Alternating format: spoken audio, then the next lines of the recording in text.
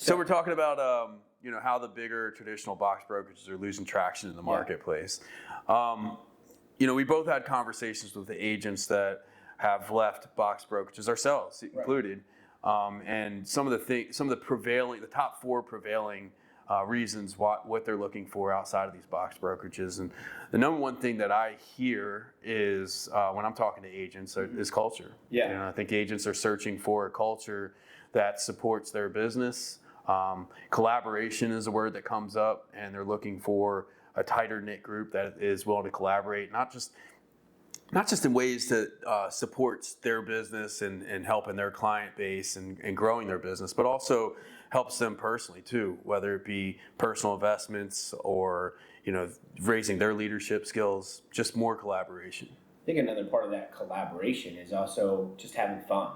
Right? Yeah. Like a non-stuffy atmosphere, bringing more energy to the space, doing events together, doing just having fun with your coworkers and the people that are in this with you. They're looking for a tribe. Yeah, exactly. Yeah. I think along with that, which kind of leads into the second thing that I hear that comes up when I'm talking to agents, is purpose, which is a part of culture. Is I think agents, a lot of agents are looking to move from just being transactional to really having purpose with their work. And it could be just with going deeper with their client base. A lot of agents are just kind of turning and burning, and then realize they get to a certain point where they really want to be more purposeful with their clients, because you develop these relationships, right? We talk about being an inch wide and a mile deep, and then how you go about doing that.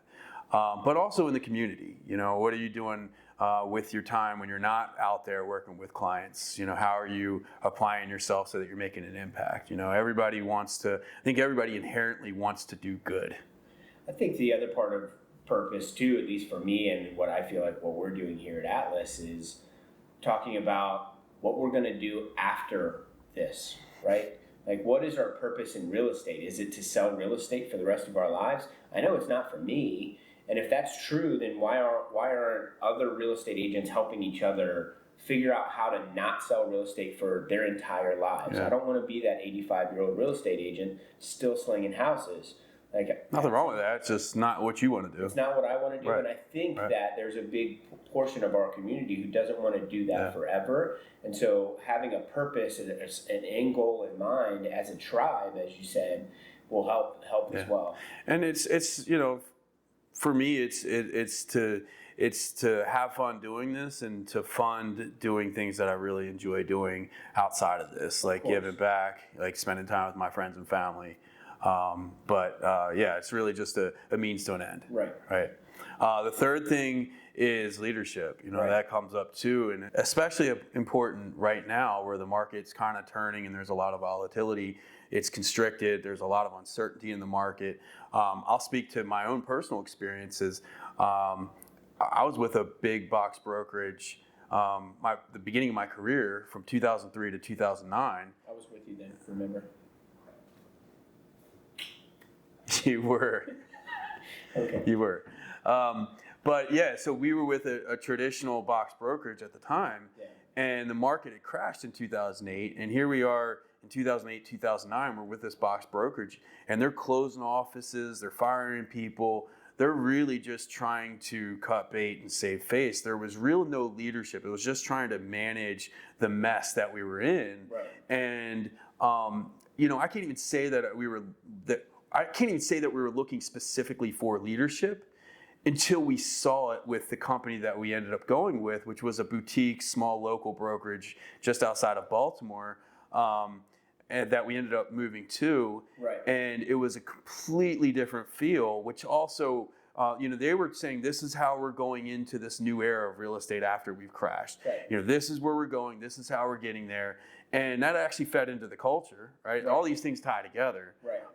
And I think that's really important, especially right now. Right. So a transparency with the plan. Yeah. Right? Like with the big box brokerage, we had no idea what their plan was. All we were doing was making assumptions based on what we were seeing them do. It was just management, right? They were just managing the chaos versus saying, this is how we're getting through this. Right. Big difference. And it changed the culture. which changes your mentality and how you show up every day, which changes how you show up for your people, your clients. Right. I mean, it all has a filtering down effect. And then the fourth thing is the ability to be agile, right? And that's part of leadership, it's part of culture, it's part of collaboration.